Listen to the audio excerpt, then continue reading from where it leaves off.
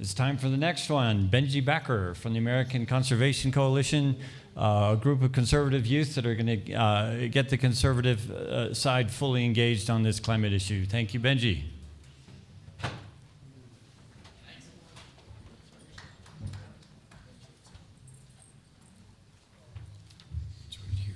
right. Well, good afternoon, everyone. I gotta say, the best part of my day just happened. There's a dog running around, and I've never pet a dog before a speech before, so that's a first. But honestly, probably made my week. So yeah, it's your dog. Thank you for bringing it. As you can tell on the agenda, I am not Michael Brune. I'm not the head of the Sierra Club. In fact, I might be, in many people's eyes, one of the exact opposites of that, because I'm a conservative political activist who believes that our party and our movement needs to do more on environmental challenges. Thank you. But I'm not alone, and I want to dive into that a little bit with you guys today. And I really want to make this engaging and hopefully provide hope to all of you that the climate is changing in a positive way, and it's changing in the way politically that conservatives are leading and want to lead in my generation on climate change and other environmental issues. It's the best type of climate change there can be, and the only way that we can fight the real climate change, the environmental climate change, is with conservative leadership and making it bipartisan. So, before I get started, I have a question. How many of you feel disenfranchised or frustrated by the conservative movement when it comes to climate change? There we go. Almost 100%. And even those who didn't raise their hands were nodding their heads yes, so I'm going to take that as a hand. I felt the same way. So a little story. I am 21. I go to the University of Washington in Seattle. I grew up in Wisconsin, and actually I spoke up in Alaska a couple weeks ago, and I brought a Packers hat up on stage because I'm a huge Packers fan, and I ended up leaving it there, so I didn't bring it today. But I am a huge Packers fan, grew up in Wisconsin, and was actually speaking at Tea Party tours when I was 14. And I was actually a climate denier at 14. So a lot has changed since then, to say the least. And I've come a lot towards the middle and come to my senses on climate change. But, thank you. But I grew very frustrated, as many of you are, on the Republican Party and the conservative movement's lack of action and talk about climate change and the environment. And I know hundreds and now thousands of other young people who feel the exact same way. And they're conservative and they're activists. So I run a nonprofit called the American Conservation Coalition.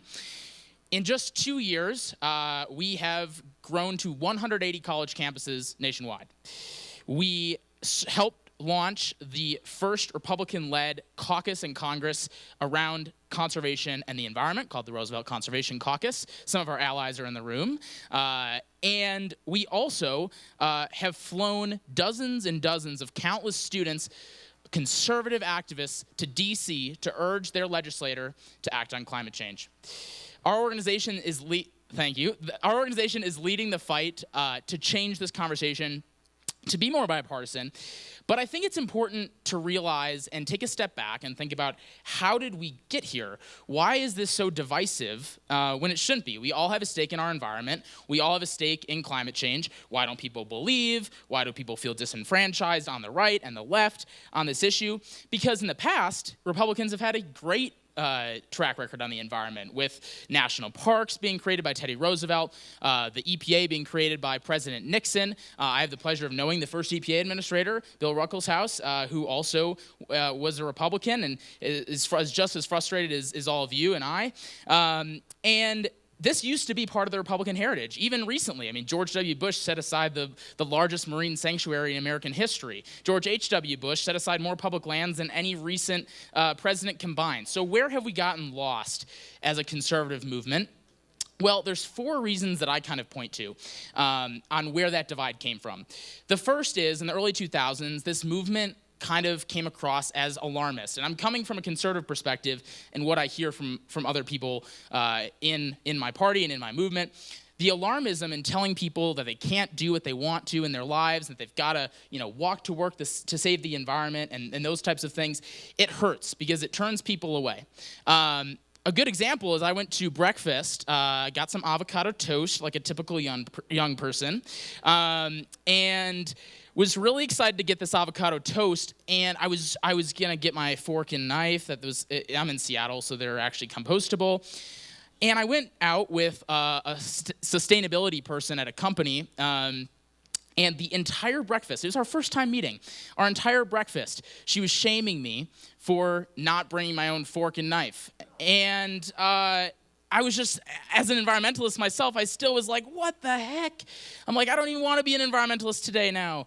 About 10 minutes later, I changed my mind. But when it comes down to it, that type of alarmism, and that's just a small scale, but that type of alarmism has turned off a lot of people. And that's, obviously that's not the entire environmental community or anywhere near it. But that's one reason why I think we're so divided on this issue. The second is that we have convinced ourselves that big government is the only solution to environmental challenges. And I think that has turned away 50% of the population because they don't believe in big government.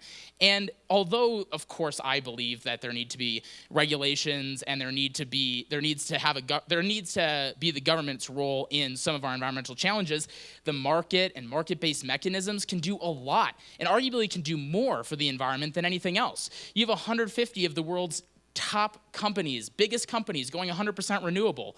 That's amazing. That's more powerful than most pieces of legislation could ever hope to do. The point is, if we're allowed to kind of put it back into perspective and say there are tons of different types of solutions on this, you're able to recruit more people on these issues. But the big government-only approach has turned away a lot of folks. And then also vilifying corporations. Of course, corporations have the power to degrade the environment. I was talking with a local Seattle news reporter about this yesterday, but they actually have the power to make a difference too, and they can make those changes faster than passing a bill in Congress, which can often take 5 or 10 years. So if you're looking at how to make a quick change, big corporations leading that fight actually can be super beneficial, and you're seeing big tech companies and manufacturing companies increasingly decrease their emissions and their just general waste output. So vilifying corporations, I think, turned off a lot of people who believe in conservative values. And then why this divide really, to sum it up, why it's happened is because there has been a lack of bipartisanship. If you look back at history, and you look back at when these bipartisan bills came to be with the Clean Air Act, the Clean Water Act, Endangered Species Act, national parks, the marine sanctuary that I touched on earlier, they all were done by Republicans, but they were done with bipartisan support. And in the past 12, 15 years, we haven't had a lot of bills passed, a lot of landmark environmental policies. It's because it's not bipartisan anymore. So because we've had this lack of bipartisanship, we have this great divide. Now, a perfect anecdote of how out of touch both sides are that I tried to, I run this nonprofit, I'm 21, and I'm learning how to fundraise, right? And it's difficult. And I think everyone knows that. But I was emailing a potential donor, and I was really excited about the fact that he might be donating. And about a week later, I got a book that said CO2 is really good for the atmosphere and that we actually need to emit more of it. And I was just, I recycled the book, as one does. But that sort of craziness from one side has made it super bipartisan. But then on the other side, I was a part of this environmental CEO meeting last summer, and some great people, multiple of them came up to me and said, "You are the first conservative I have ever talked to. Ever. Ever. Ever." So the problem is that both sides aren't talking to one another. They're not working together. They're casting the other side aside, and they're creating these proposals that just are completely haywire, and they just don't make any sense, and they turn off people. But there's a lot of hope. And that's why the divide has happened, but there's a lot of hope. And the hope is in young people. The hope is in millennials and Gen Z, who are often described as lazy and just avocado toast eaters, which I gotta say, I will spend $7 on avocado toast because it tastes good, okay? I'm sorry, I know that it would cost about 50 cents to make it myself or less, but it is really good. But young people are fixing this topic, and it's really exciting. And things are happening. We have this 180 college campuses. So college Republicans, which are part of the Republican National Committee, oftentimes have been a part of some bad environmental stuff. 42 out of the 50 state chairs support our organization. The tide is turning. Republicans, conservatives are demanding a change on these issues. But how can we further fix the political divide? Because it's not just going to be young people that can control it. We have, other age groups that we have to work with, right?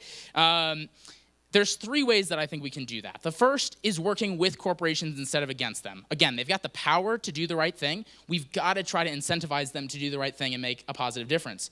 The second is work a lot on technology. Nothing we do here in the United States will matter unless we can transfer it abroad. So we have to act in the United States. We have to lead as we have on other issues in history. But we also have to do it in a way that other countries can copy and mimic. Obviously, that presents its own set of challenges because the current administration hasn't done a lot on the environment. But we have an opportunity to work on technology and innovation here, no matter who's in charge, and showcase that to the rest of the world. And we're already doing it through awesome stuff like carbon capture and storage for solar and wind. And it's creating hundreds of thousands of jobs. People think the coal industry is going to rule the future. It employs like 50,000 people. Energy efficiency employs over 1 million. I mean, this is the future, guys, but people don't know that. Conservatives don't know that. People don't know that because we don't take it from a corporate perspective or a tech perspective and how it's better for the future. And we've got to make it bipartisan. I know that, it's obvious that that's why I'm up here talking about it, but we've got to include both sides. And there's 2 examples of kind of where that isn't happening and how it's pushed more people away is, for example, the first, Alexandria Ocasio-Cortez's chief of staff saying that the Green New Deal wasn't about the environment at all, it was about changing the economy. That doesn't help people get into these conversations, no matter if you like the Green New Deal or not. That is a drawback for a lot of people. We can't have that approach as environmentalists. And another example is up in Washington State, where I was for my first 6 months living for the first carbon tax fight. A lot of Republicans actually came on board for the revenue-neutral carbon tax, and it failed because people who were left of center in the environmental community didn't want it to be revenue neutral. So we've got to be able to have some give and take. And I'm not saying that you should support the Green New Deal or the carbon pricing model. The point is nothing can get done if we don't appeal to both sides. And there's got to be less alarmism and more positive approaches to do this. But I'm going to say it over and over again throughout the rest of my life. The environment is bipartisan. The environment is bipartisan. One more time, the environment is bipartisan, and we have to work with conservatives across the country and liberals across the country and moderates and Christians and every type of religion that's out there and every single person, because we all have a stake in this. And young people get that. So have hope, because our organization is out there doing a lot in these issues, and so are a lot of other conservative-leaning organizations that are making it finally bipartisan. So some tangible hope outside of just some activism that our organization's creating. There are multiple bills that have been passed just this year or introduced this year with immense bipartisan support. 2 on climate change that are going through right now, the BEST Act and the Use It Act. One works on carbon capture, one works on energy storage.